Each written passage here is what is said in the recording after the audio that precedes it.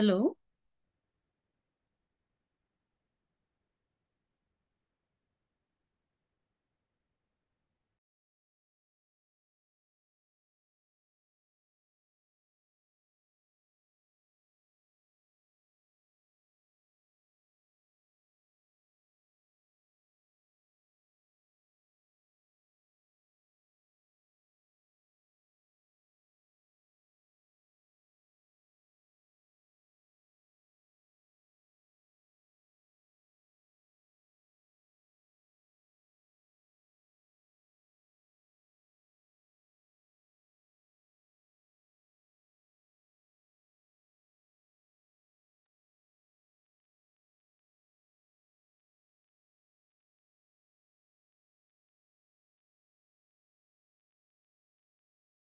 Hello, students.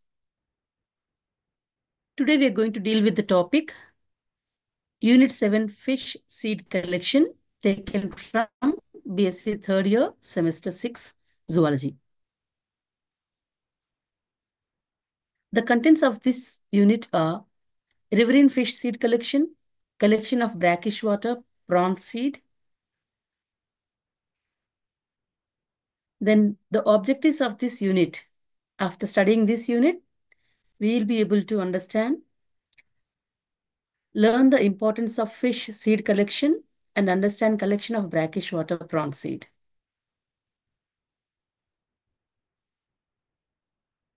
Fish seed is the most important component for fish culture. The freshwater resources of our country for fish culture are estimated to be 2.85 million hectares of pond and tanks. In addition to this, another 2.05 million hectares of water body is available in the form of reservoirs or lakes. The fish seed is obtained from three sources: riverine, hatcheries, and bunds. The collection of seed from a riverine source was an age-old practice. This method is treeness, and we get the mixture of wanted and unwanted fish seed. Hatcheries are the best way of getting fish seed. Apart from these, the bun breeding is also a good method to collect the fish seed by creating a natural habitat.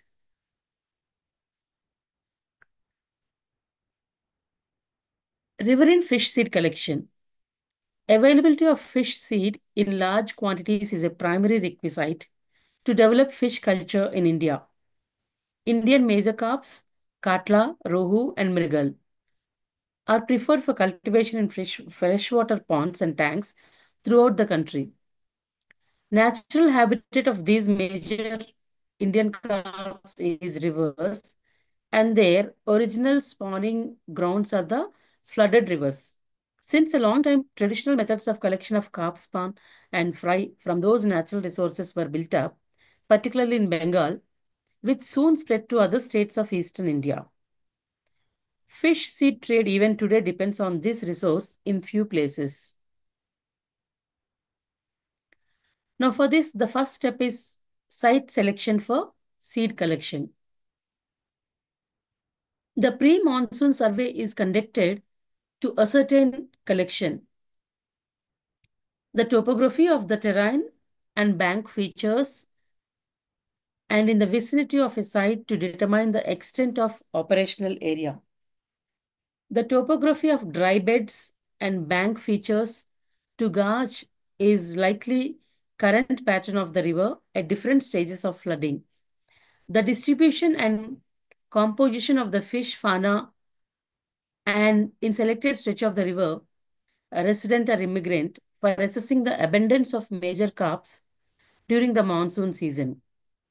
The location of tributaries, rivulets, and canals along with their main river, as they might constitute important connecting links between the river and breeding areas for the identity and accessibility of the site. The turns and curves of various shapes in the river course often show a precipitous, fast eroding hank on one side called erosion zone and a flat, gently sloping bank exactly opposite called shadow zone. These banks are not used for spawn collection. Best seed collection sites lie on the side of the sloping bank, but at the spot, the current force the speed to the sides by centrifugal force. These spots are best to operate nets to collect large amounts of spawn.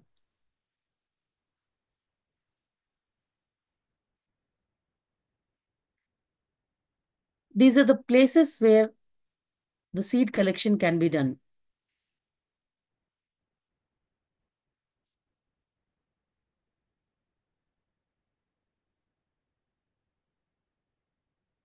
This is a dramatic figure of a river showing suitable collection grounds.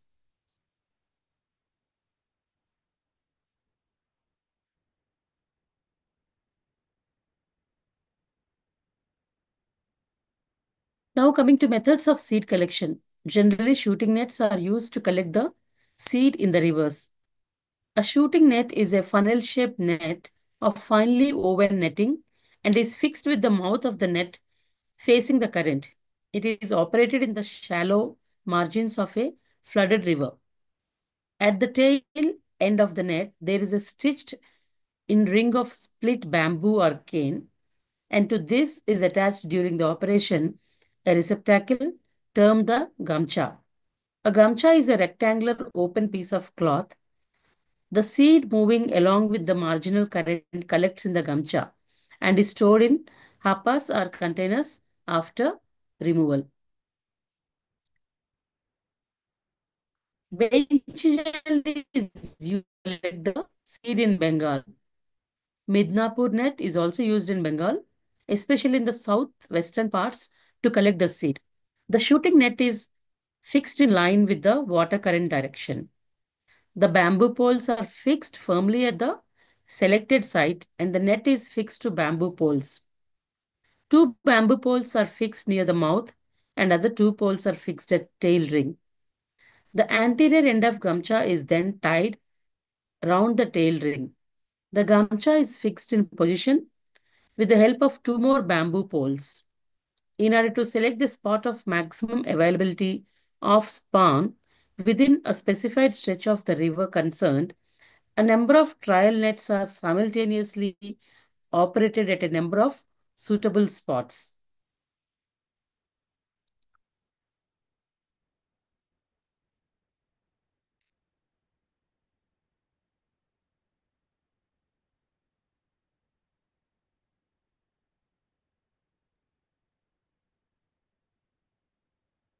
After selecting the spot, the operation is started with full battery of nets. Once it is done, the collection from the tail piece of each net is scooped one after the other in quick succession every 15 minutes or depending upon the intensity of the spawn. The contents of the gamcha are then scooped immediately into a container half filled with river water. The collection is then passed through a mosquito netting sieve so that the unwanted organisms and non-floating debris can be removed. The spawn are measured and kept in hapas for conditioning, then transported to fish farms and stocked in nurseries. This is the hapa fish culture.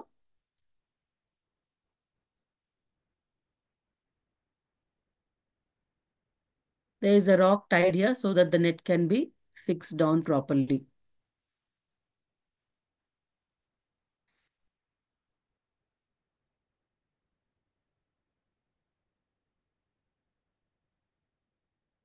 In this, the net material for hapa is available from a broad range of suppliers in African countries. When starting production in hapa, operators of hatcheries must determine a good position and size within the pond, then source net materials with the right sized mesh opening, then calculate the optimal stock density of fish or fry, then ensure supply of high grade feed at a low cost for fast growth and high profit. And then finally, promote use of cultured fingerlings within the local aquaculture industry. Using hapa is a convenient means of collecting fry from the mouth of a tilapia brooder, and rearing fingerlings inside a pond. The stocking density of the harpa affects fish survival, size variation, and production rate. So it must be considered when determining the method and profitability of a hatchery.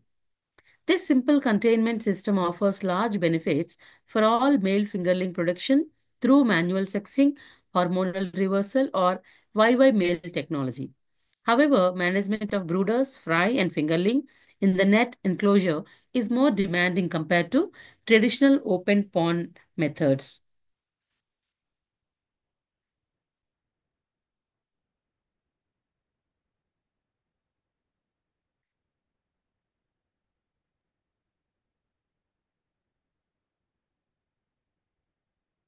Complete feeding regimes are required within the enclosure and must be adjusted during different stages of growth.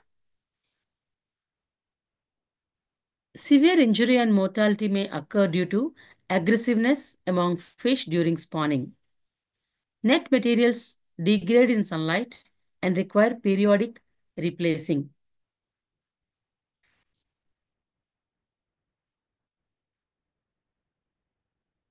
Storms, winds, or heavy rainfall can damage structures, causing stock to escape. Harper mesh becomes clogged over time and limits water circulation and aeration unless cleaned. Higher localized feeding can also lead to poor water quality within the net without adequate circulation.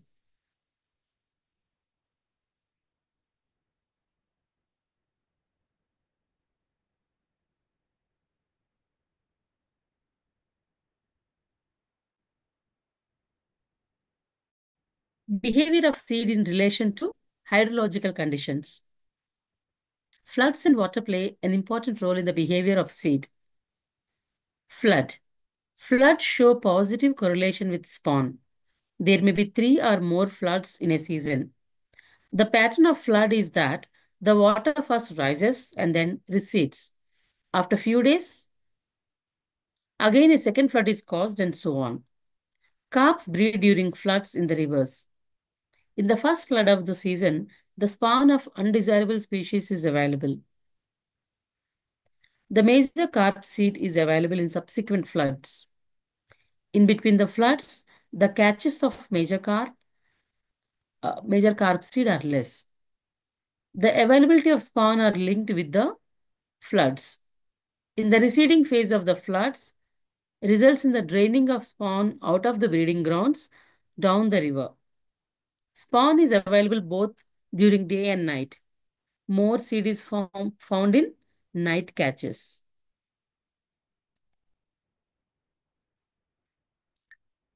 Water current.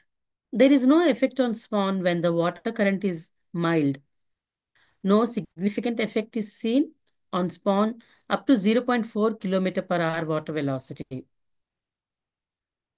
With increased water velocity, all the spawn is carried away down the stream. The slow and gentle current velocity, varying from 0.5 to 3 km per hour, is the best to collect the spawn. While faster currents of the midstream carry little spawn, low velocities of less than 1 km per hour are unfavorable for spawn catch. In deeper parts of the river, the spawn is not available due to non-generation of floods.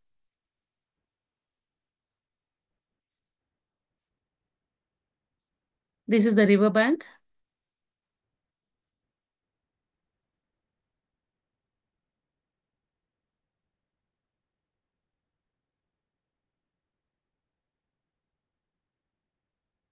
Now, how to fish rivers even with strong current large rivers? When fishing large rivers, you need to locate the main current to fish.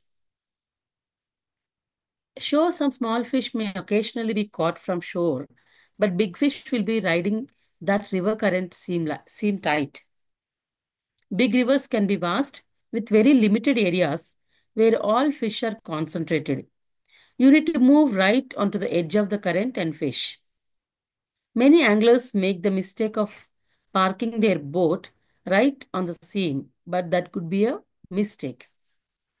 Instead, position your boat in the current, assuming it's not too strong, and cast a few times into the eddy and reel it through the seam. You may catch a few fish doing this that otherwise may be spooked off when you park your boat over them.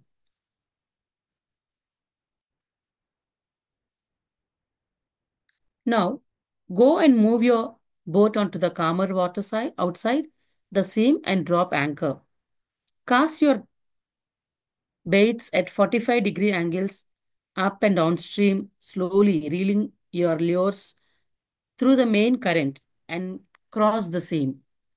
If you are fishing with live or cut bait, cast your bait as close to the seam as possible and let it drift along. Once a big fish bites, you may need to ditch the anchor and chase it.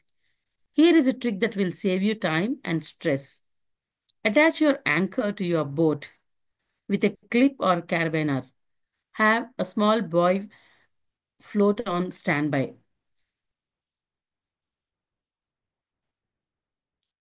Other factors. There is no effect of turbidity, pH, and dissolved oxygen on spawn availability in the rivers. However, turbidity is associated with floods and determines the efficiency of spawn collection. The turbidity reduces the mesh size of the net, and it is better to clean the nets at regular intervals. Air and water temperatures never show any effect on the spawn availability. The optimal temperature is 28 to 31 degrees centigrade.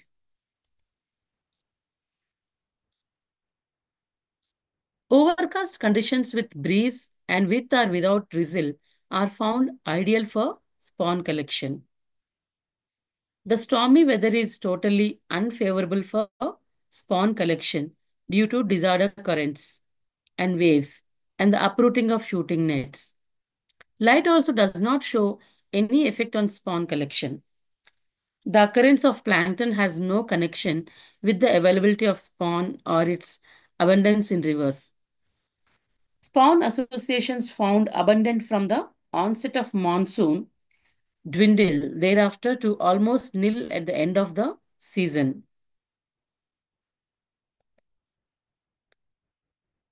Collection of brackish water prawn seed. Collection of prawn seed from natural resources is most important for brackish water culture. The seed is available in plenty in creeks, river mouths, low-lying areas, and ditches near the sea. This seed can be collected from nature with little efforts and less expenses. Adult prawns and fish breed in deep sea. Juveniles enter into creeks and other areas near the sea with high tides during new moon and full moon daytime. Different types of seed are available in different months.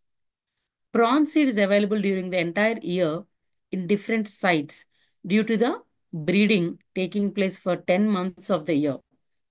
In east coast of Andhra Pradesh, tiger prawn seed is available plenty in January, April, June, August to December.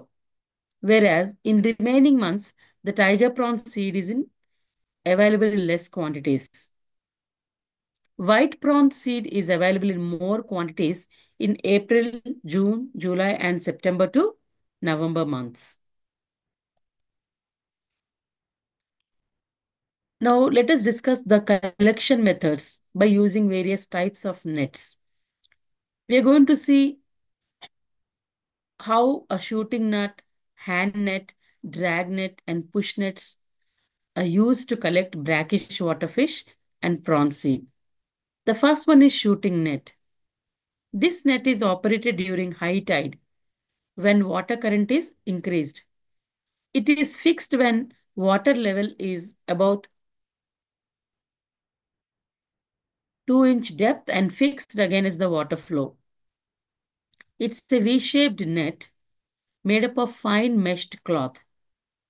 It is 320 centimeter in length and diameter near the mouth is 510 centimeter.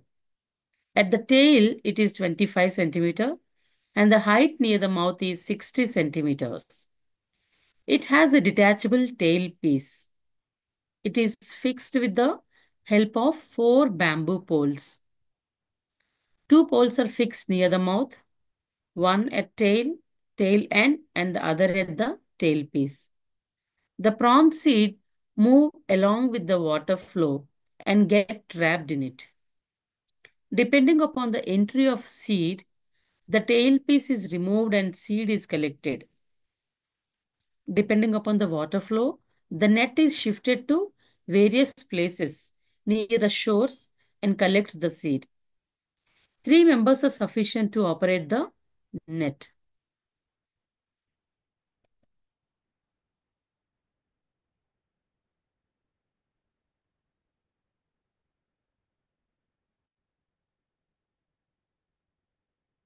Hand net is also called a scoop net.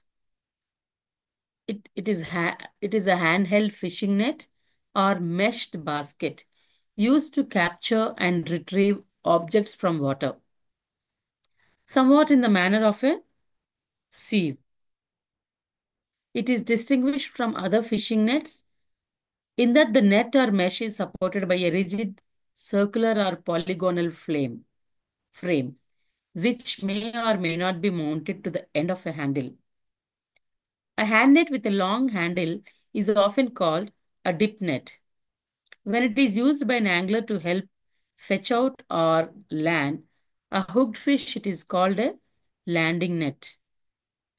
Hand nets have been used since antiquity for catching fish near the surface of the water, especially feisty, powerful ones such as northern pike. Because hand netting is not physically destructive to the fish, hand nets are often used for tag and release or to retrieve aquarium fish. Hand net, it is the single person is sufficient to handle this net. It has an iron ring and a handle. The iron ring is fixed with a 20 or 24 mesh size nylon cloth. The seed is collected with this net in mangrove areas where water level is about 1 to 2. The seed is attached to the leaves and roots of the plants. By keeping the nets near the leaves or roots, the seed can be collected after disturbing them. A single person can collect 250 to 950 juveniles per hour.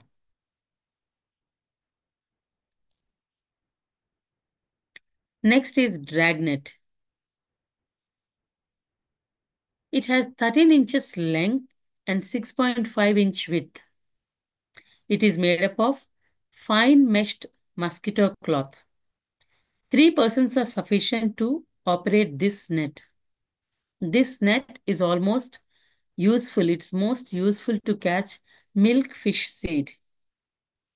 Fishermen drag the net in shallow waters to collect the fish seed. Next is push net. This net is almost useful to catch prawn seed and mugil cephalus seed. It is triangular in shape. It is prepared with three bamboo poles, one with 6 inches and the other two are 4 and 2 inches length.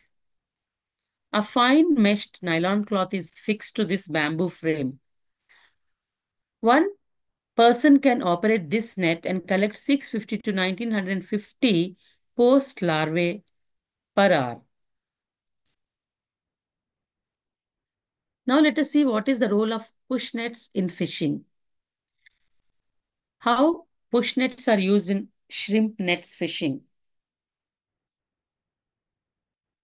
Push nets are a type of mobile net that fishermen use primarily for catching shrimp and other small seafood. The method involves pushing a net with a long handle through the water, allowing shrimp to be gathered as the net moves forward. This traditional and straightforward approach is ideal for shallow waters, making it a favorite among coastal and estuarine fishermen, enhancing fishing efficiency and experience. Push nets are valued for their simplicity and efficiency. They enable fishermen to catch more shrimp within a shorter span, reducing time and effort. This efficiency translates to a more enjoyable and productive fishing experience. Whether you are a seasonal professional or an enthusiastic amateur.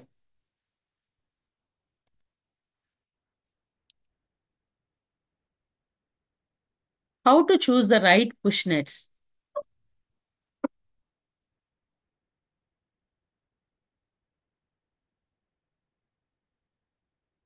Selecting the best push nets for different conditions. Choosing the right push net depends on several factors, including the fishing environment, target species, and personal preference. Here are some pointers to guide your selection. One is material options. Prefer nets among Prefer nets made from durable materials like nylon or polyethylene, which offer strength and longevity. Then mesh size. The mesh size should match the target species. Smaller mesh sizes are ideal for shrimp. Then net handle length. Consider the handle length for ease of use and reach. A longer handle may be beneficial in deeper waters. Now, how to maintain this? Maintenance and longevity tips.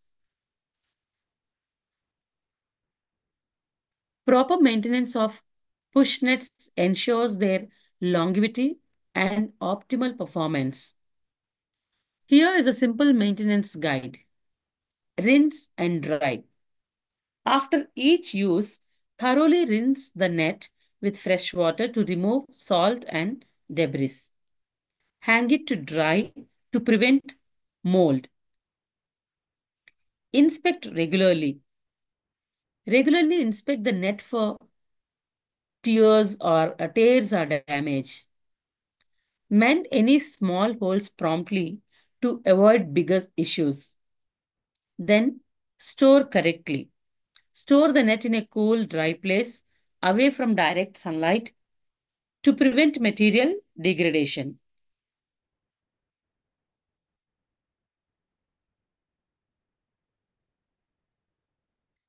Then let us look into the innovations and trends in push nets.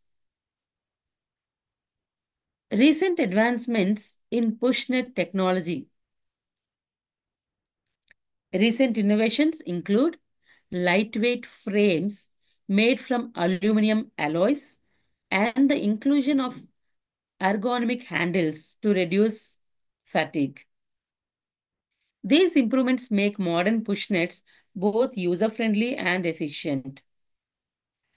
Trends shaping the future of pushnets in fishing, sustainability, and technology are driving trends in pushnet design.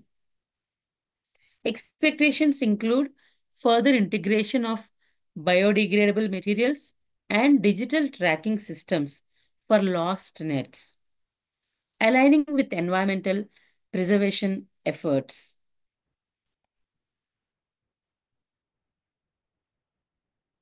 Pushnets continue to be an indispensable tool in the fishing industry, blending tradition with innovation and sustainability.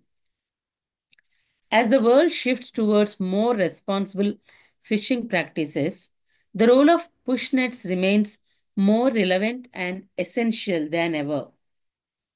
By carefully selecting, maintaining, and utilizing push nets, fishermen can enhance their catch while respecting the oceans we depend on. Join the growing community committed to responsible fishing and let your choice of equipment reflect a sustainable future.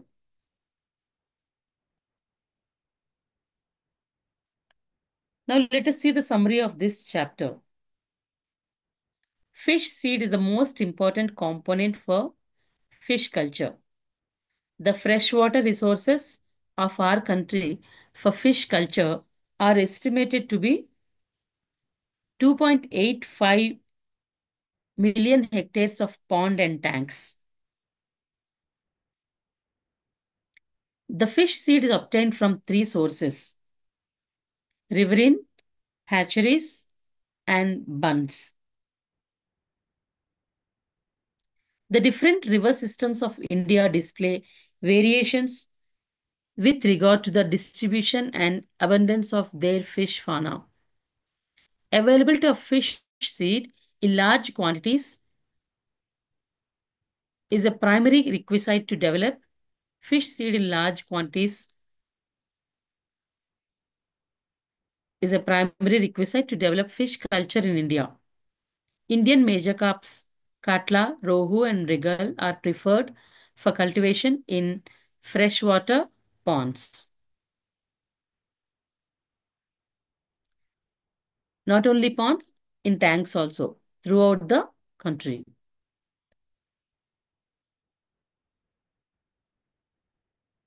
A pre-monsoon survey is conducted to ascertain collection. The topography of the terrain and bank features at and in the vicinity of a site to determine the extent of operational area. The topography of dry beds and bank features to gauge is likely current pattern of the river at different stages of flooding. Generally, shooting nets are used to collect the seed in the rivers. Benchigel is used to collect the seed in Bengal. Midnapur net is also used in Bengal, especially in the southwestern parts to collect the seed.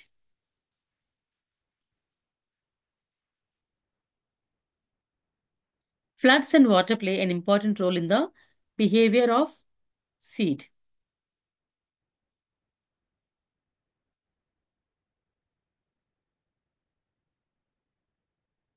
Collection of prawn seed and from natural resources is most important for brackish water culture. The seed is available in plenty in creeks, river mouths, low-lying areas, and ditches near the sea. This seed can be collected from nature with little efforts and less expenses. Shooting net, hand net, drag net, and push nets are used to collect brackish water fish and prawn seed.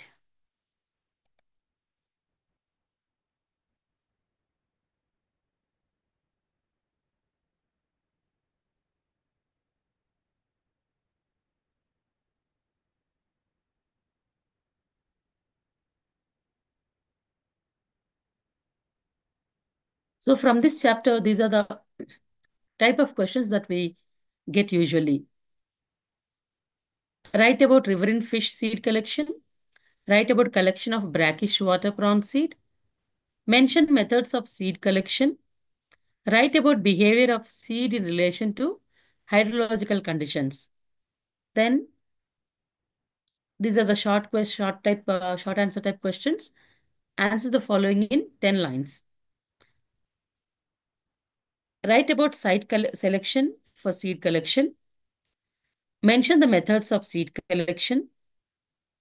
Explain about flood behavior in seed collection. Write a short note on water current behavior in seed collection. Explain other factors behavior in seed collection. Explain in detail about shooting net, hand net, drag net, and push net. So with this, we have come to the end of the chapter. Hope you all have understood. Thank you.